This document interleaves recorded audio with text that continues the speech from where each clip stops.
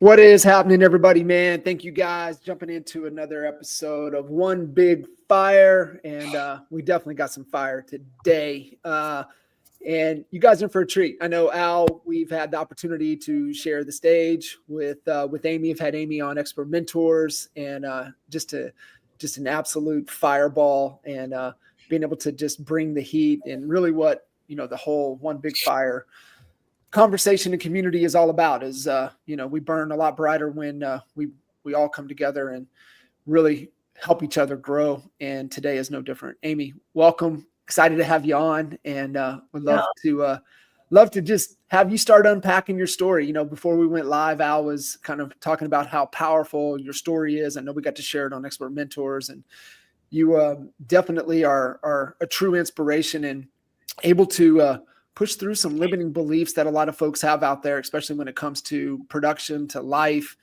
and to agent attraction. Mm-hmm. Absolutely. I think real estate has really been the surprise of my life. I really thought I would just get married, be a stay-at-home mom, have a bunch of kids. And I did do all that. But then real estate's kind of been this surprise, and it's been a really fun game to sit and play in. And it really parallels. I always say, you should build your business like a mother, and inside as a mom, I have a son who's 18. He's graduating high school. He's getting ready to leave the house. And your job is actually to work yourself out of a job so that your kids become self-sufficient, right? And then you kind of mirror this into this EXP model and how you're allowed to play with agents in a sense of no, my job is to help you be self-sufficient inside your business. And so it's been this really in all candor, it's been a spiritual journey of oh, this is all the same. If it's a good life principle, it's a good business principle, and you should just double down on it and go full steam. Yeah, that's so good. So Amy, unpack a little bit, because, how you got into real estate and how you navigated real estate. And, we hear, keep the kids out of it. I mean, you literally baby on hip showing properties. So you really blow through a lot of limiting beliefs.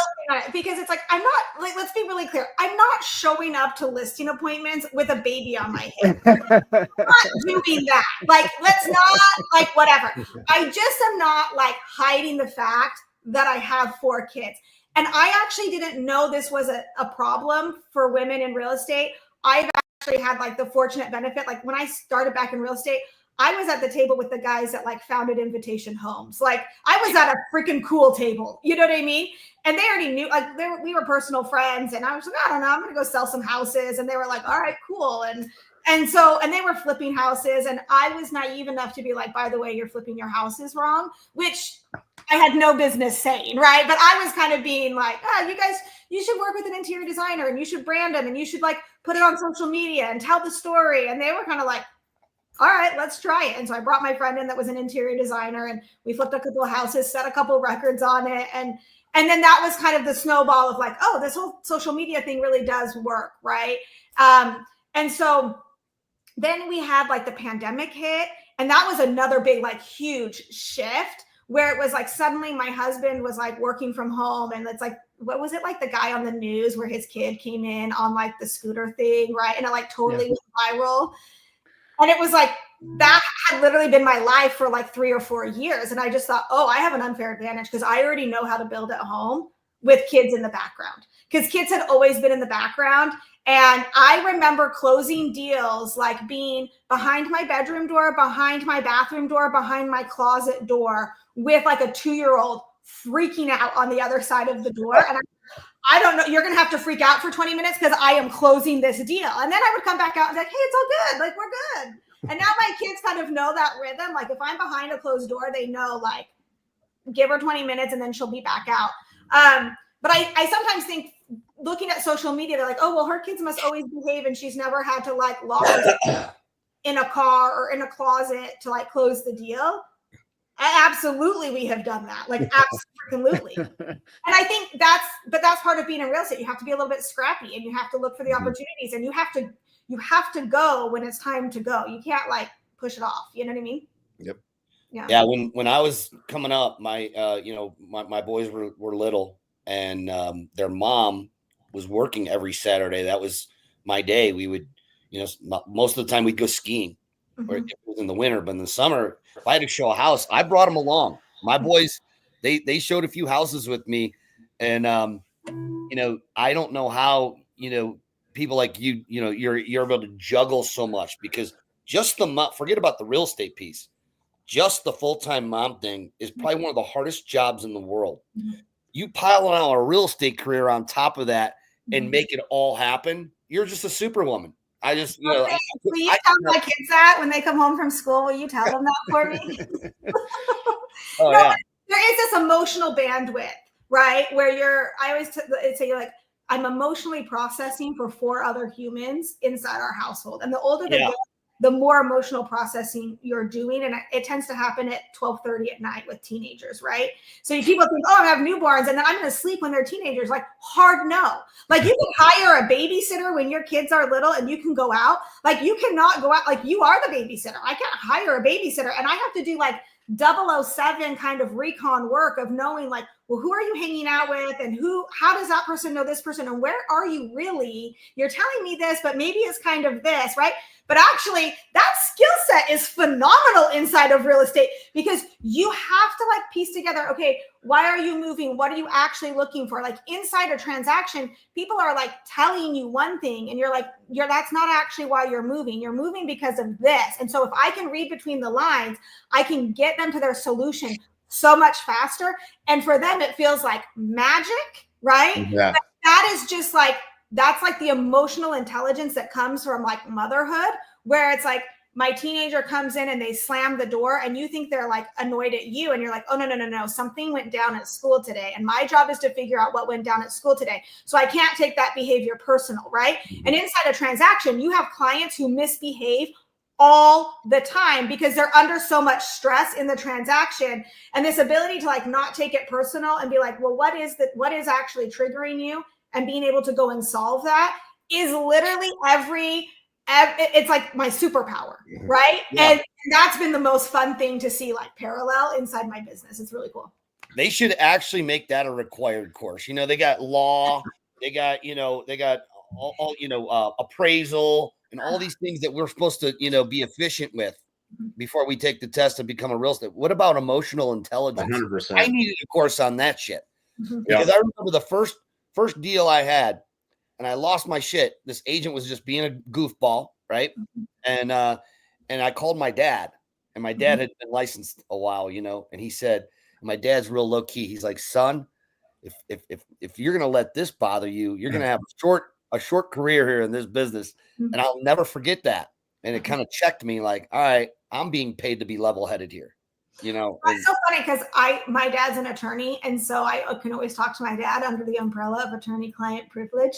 And there's been a couple of phone calls. It was last week where I'm like, no, this person has legit been dishonest, and I'm like, well, I'm ready to go to war. And my dad's like, well, if you really want to go to war, like, isn't it better if that person doesn't know that you know? So then you can like covertly work behind the scenes. Like, you should just like, he's like, also cost of doing business, like, welcome, like, put on your big girl pants and like, welcome to the club. Like, you better like toughen up. And I was like, dang, okay, fine. I will close my laptop on the email I was going to send, I write a great email, Oh yeah. I'm fired up.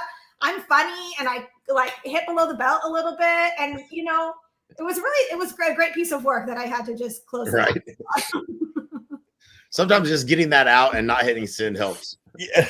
Yes. And that's a skill set, right? It is, yeah. You gotta know when to punch and you gotta know when to just like be quiet. And that's been an exercise for me as well, for sure. I think so. I think, wasn't it Abraham Lincoln that they found so many letters that he did never send, but it was the same thing, right? He wrote it, he got it out. Nobody ever saw them, but it was just being able to release that thought and in the emotion and not being able to hold it in.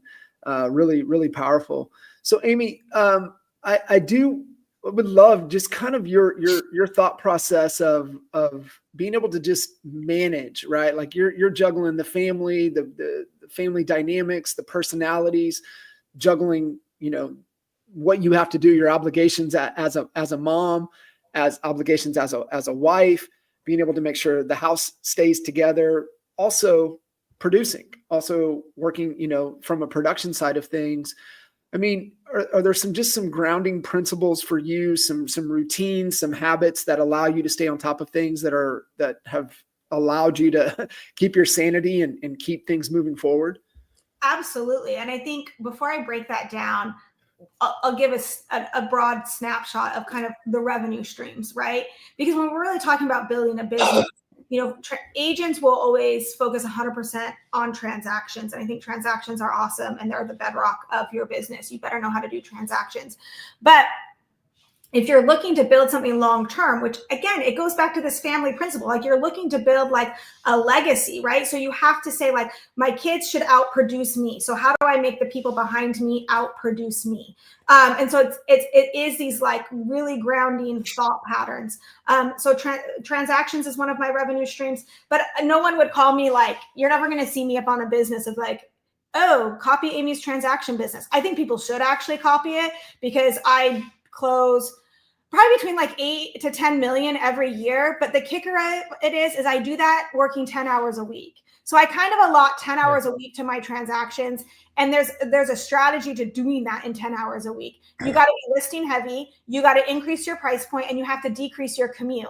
I am not driving across town for your $500,000 buyer. I'm not doing it. I'm going to instead refer that out. I'm going to pull out a referral fee on that. And it's going to like operate without me. Right? Because I'm going to just go and sell literally 10 $1 million houses within 5 minutes of me. Mm-hmm. Right? So that means I'm just listing, I'm shooting videos, I'm showing up on social media. I can manage my time on that so much better. And my skill set is in bringing in offers, structuring a great deal for buyers and sellers, like putting together a really clean deal where it feels win-win. So that's, and frankly, if you're doing 10 million in 10 hours a week, like your hourly rate on that business is phenomenal. Yep. And I'm running that at like a 90% profit margin. So like, tell me why we're not putting that business up on stage. Because I remember like my first year, I broke 100K, like my first year in real estate. And I was pregnant with my fourth baby. I worked 10 hours a week. I had that baby in October. So with the exception of one listing, I took the last 2 months of the year off. And I thought, oh crap, this is a cool gig. Like I'm doing this while my kid's at preschool. Like what else am I doing? Literally nothing. I'm like, this is awesome. And then, so we have transactions. That's one revenue stream. And then the EXP model, I have this rule of 3 in my business where if I see something 3 times, I pay attention to it. Like it has to come from 3 different sources. So I saw EXP. One was from GoGo because she was one of the only agents that was kind of using social media like I was at the time. So I saw it from GoGo. I heard about it on a podcast where they were making fun of it. And then I had a neighbor who's an agent kind of like, oh, have you heard this thing about EXP? And I thought, oh, what is this thing? And I thought, well, I'm just going to ask GoGo because I don't even know her. And I don't ever have to see her again. And she sent me like that very old school, like Brent Gove EXP explained video. It was like 7 minutes long. And I watched it and then I like watched it again. I probably watched it 20 times. And then I got a piece of paper out. Like it was literally like a number 2 pencil while my kid was doing homework next to me. And I just sat and like ran the math of like, well, if this, then this, and if this, then this, and if this, then this. And I was like, oh crap, I already know how to use social media. I already like have the distribution for this. Like, it's not about having the best idea. It's about having the best distribution. And you have to remember, I was sitting at the table with the guys that founded Invitation Homes. And so I went to the table and I'm like, okay, you guys were like, they were like saying, Amy, you can like start recruiting agents. That idea was already like in my head. They were like, if you want to build out the brokerage, like, sure, go ahead. Like, you're having fun with it. We don't really care. Like, do what you want. We'll cut you into their deals. And I was like, wait, that's cool. But I'm like literally limited to like this little box locally. And then I'm going to end up training all my competition right here in this little local market because everyone was asking me how I was using social media. And so I said to them, I'm like, well, why wouldn't I just go do that at EXP? And they kind of got the wheels turning and they were like, well, we could compete with that. Like, we've got the accounting staff. If you want to build something like that, let's build it. And I'm like, yeah, but it's already been built. Like, why don't I just go try it? And then if it doesn't work, I'll just come back and we'll build something else. And they were like, okay, go try it. And I was like, all right. So I like moved over to EXP knowing 100% I was going to like recruit agents. I had no idea how I was going to do it because you have to remember, I was like literally doing 5 million in production, working 10 hours a week. I had no business like recruiting agents. And then you start to get in the room with like guys like you and like Dan Beer and Kyle Whistle. And I'm like, oh wow, I'm like way out over my skis. Like I have like how am I going to compete with these guys? You know what I mean? Like there's no, like all of a sudden you're like in a whole other arena. And I was like, okay. But Amy, you know, you're not competing with those other people or us, because your audience is a different audience, and you connect like we can't even connect with your audience like you do. You do it naturally. No, but there was a process to figuring that out. And I think that's what people think, oh, that just came natural to Amy. And it did not. Like I accidentally got invited to one of Dan and Kyle's events because I had recruited enough agents to be there. And then I was like, one of these things is not like the other, and it's me. It is 100% me. Like I'm sitting next to Tina Call, who's like sold a gajillion houses, and I'm like, I just feel like 5 million in 10 hours a week, and I gotta go pick my kids up. I don't really know what I'm doing, like whatever. And I'm like, but all of a sudden I thought, well, maybe I have to build this big local team, and I kind of really like struggled with that. I talked to a lot of people about it, and then I just finally asked a question. I was like, well, where are all the agents like me? Like I kept going into these rooms and I never saw myself. I was at like it was like an EXP event for like an EXP sprint and something. It was at the Phoenician or something in Phoenix. And again, I was literally the only female solo in that room. And I was like, well, where are all of them? And so I just asked about it on social media and my DMs blew up. And women were just like, oh yeah, my broker tells me I should door knock with 4 kids in the wagon. And I'm like, that's the dumbest idea I've ever heard. I'm like, why don't you just take your kids to the park? Like literally, this is how simple it is. Just take your kids to the park and you'll literally know who has a job offer, who has kids graduating, why they're downsizing, whose parents are moving. Like before social media, it was just your mom. Your mom was the social network. She knew everything, you know? And if you just go sit in the room, you know. And so I just started talking to like that female solo agent and it just blew up. And I just primarily focused on solving her problems in her business, right? So that same superpower of like reading between the lines and understanding like that emotional intelligence of like why my kids had a bad day, I could go and look at their business and say like, what is their pain point? And for a lot of them, they just had brokers that were telling them that their business sucked. And I'm like, are you out of your mind? I was bringing home $100,000 working 10 hours a week. Tell me who's sad about that business. I mean, like no one is sad about that business. I'm like, that's a freaking awesome business. So I just started pointing out like, does your business suck or do they just not get your business? And it's more so that they just don't get your business. Like, I don't want to manage a big local team. I don't want to do that. That sounds like torture to me. I love like closing 10 $1 million houses. That is so fun to me, right? And it's a great business. And then you add in like the aspect of being able to like build out revenue share with EXP. And then there's digital products, which has been huge in my business as well. And it's like, it's awesome. Yeah. Awesome. No, it really, really is. And I love on, you know, knowing your lane and got real clear on your audience. And your audience was who you were and who you once were. Mm-hmm. And that's just just a great lesson. And so it's the whole, right, we're best equipped to serve the person that we once were. And you leaned right into it and at a high level, which is really, really awesome. I do have a production question, Amy. You know, like you had mentioned, kind of pandemic, everything going kind of virtual. Is there an element within the production side of your business that you use video instead of, like you said, you know your sandbox, you don't travel outside of it? Do you incorporate video to be able to still have those meetings instead of getting in the car, even locally or you know, going too far outside of your geographical area? No, not totally. I really don't, because I just think that like selling your house is a big deal to someone, and like you should just show up. And it actually is like that's what spirals like all the referrals. Now, do I show video? Like I'm on Instagram all the time, right? And there's a science to Instagram, and there's a science to making that work for you. Like there is a recipe. And so I understand the recipe, and I just keep baking the cookies. You know what I mean? Like that, it's like when you have the recipe, you just bake the cookies. It's not that hard. And so I do show up in person quite a bit. I don't know. I didn't really even answer your first question of like, what's the day to day of like running it all, and like the bandwidth of all of these things. And I think some of this is you have to bucket your times a little bit. So like social media is my job. I literally have people that will, shoot me messages and be like, well, there's just a lot of things going on. I don't want to show up on social media. And I'm like, well, I mean, how do you think your kid's teacher feels? You think they don't have anything going on, but they're still at school teaching, and the grocery clerk is still at the grocery store, and the police officer is still at work. Like, like social media is my job.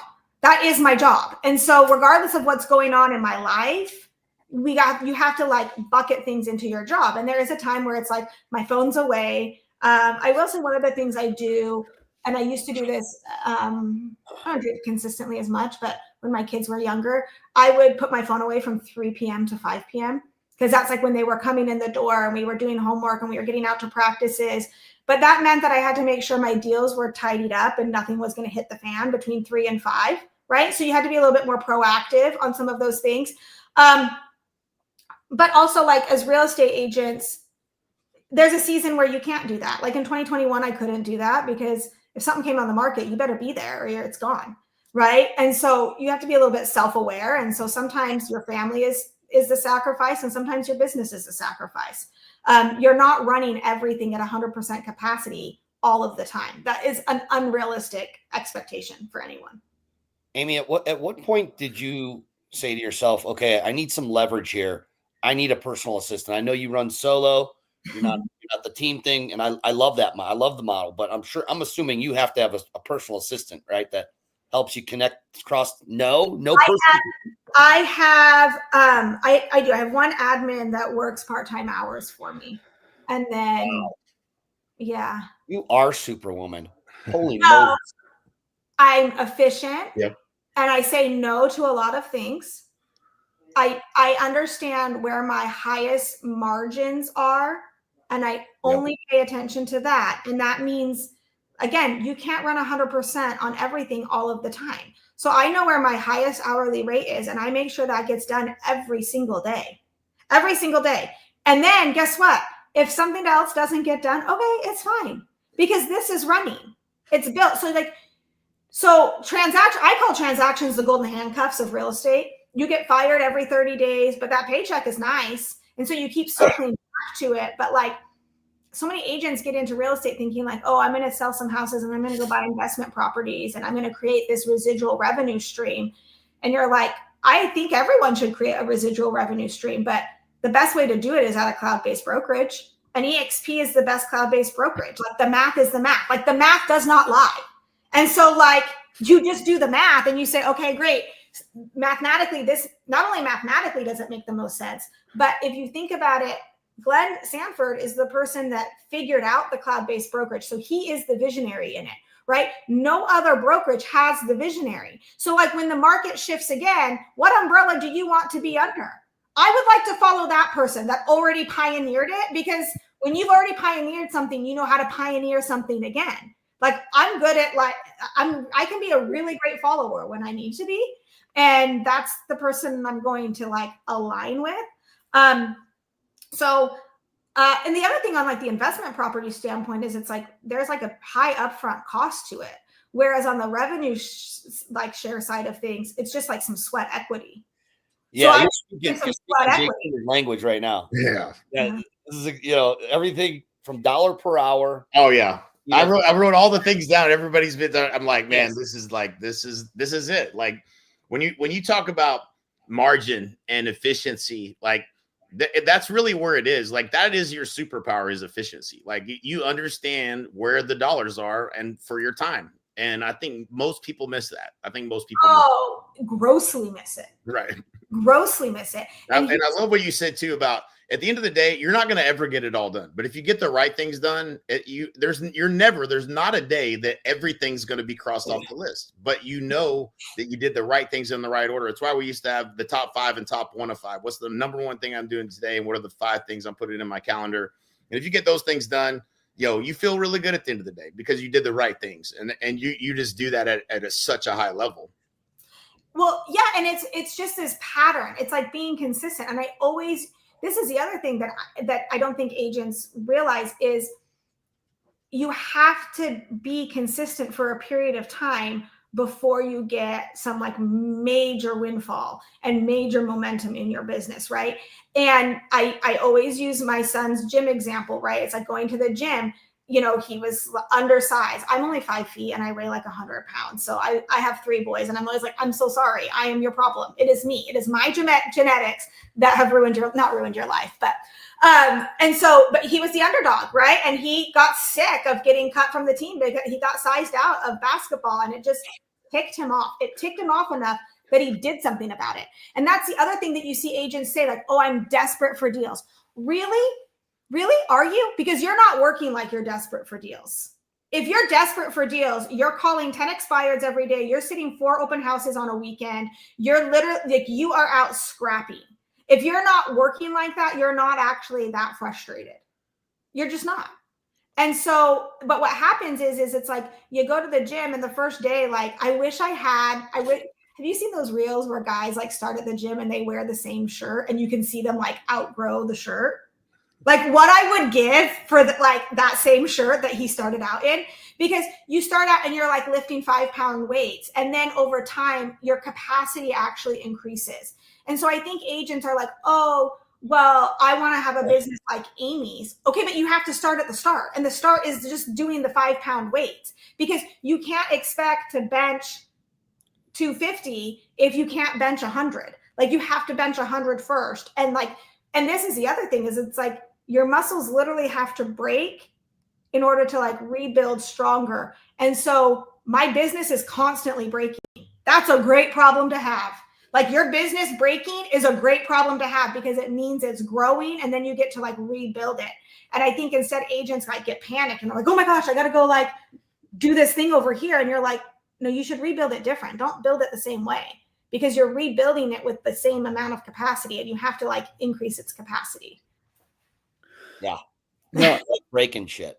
Yeah, it's really good. So Amy, where's your fire come from? Like what keeps you lit? And you've adopted this, you have this I'm going on vacation tomorrow type of sense of urgency.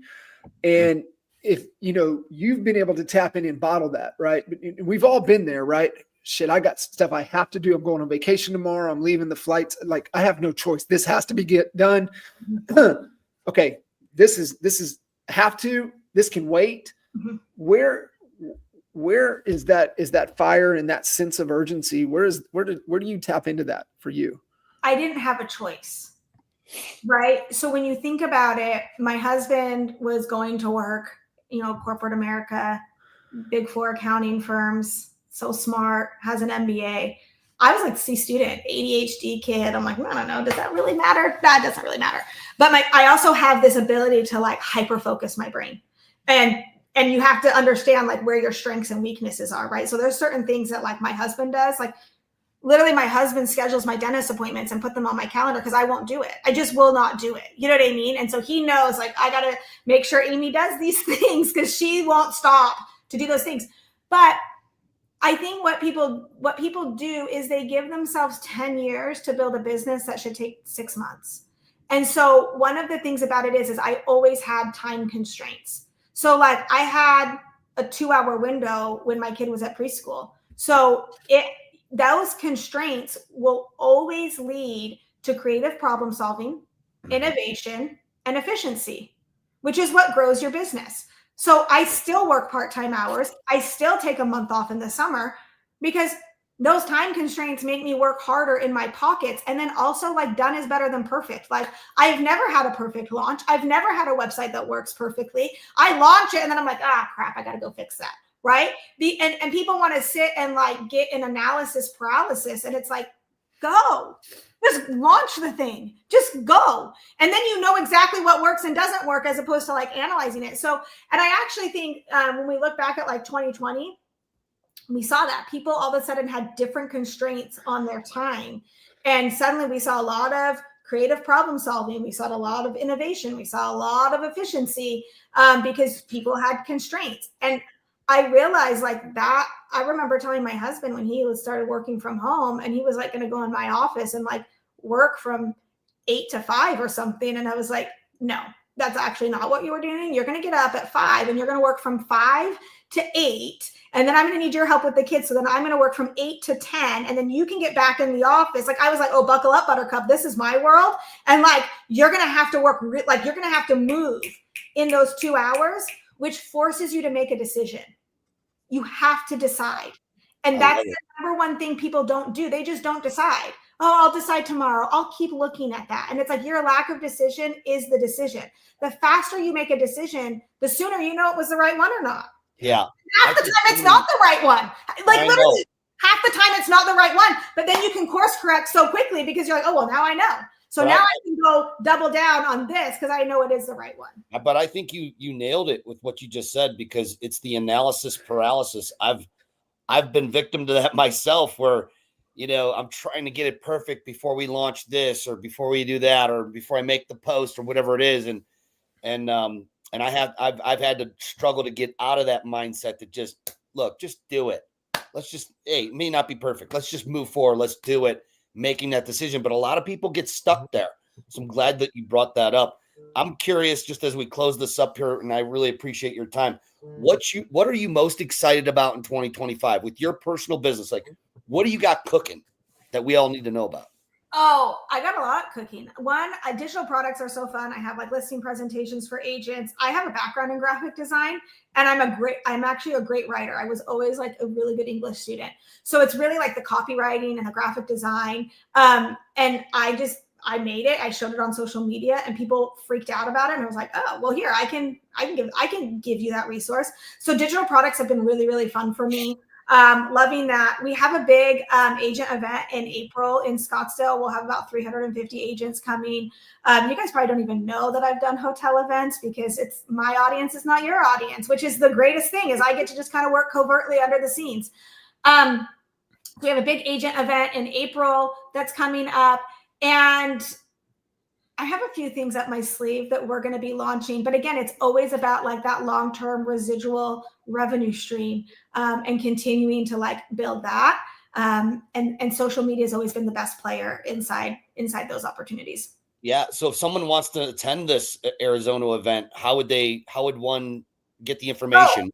You just want to follow me on Instagram at Amy Gregory. Like, honestly, this is why I don't have a business card. I don't have a business card. Like, you come follow me on Instagram and you're going to, like, you have the whole portfolio is right there. Everything you need is right there. So if you're a female solo agent and you're needing like support inside your business, I got you. Love it. Follow this lady. You will not only be entertained, you're gonna be educated. You're gonna be inspired. That's for me. When I was sitting next to John Kitchens in Detroit watching you throw this amazing presentation, and I was like, this energy is infectious. And you really did. You had a huge impact, and I believe you probably have an impact on more people than you even know. So we appreciate your contribution to the company and to all the agents, no matter, you're affecting agents from different brands, not just EXP too. So thank you for that. And, no, thank you so much for having me. And honestly, like being inside your guys' room informed so much of my business. Right. And so it's even though we build differently, you can learn from everyone. So like get in the rooms with people that have just built impressive businesses, whether you want to build a similar business or not. That's been such a key piece inside my growth. So thank you. We appreciate you. Thanks for coming on today. Anytime. Follow Amy on Instagram and follow Amy Gregory. She's amazing. Thank you, John. Thank you, Jay. Yep. Have a good week, everybody. See you guys. Thank you. Yes. See you.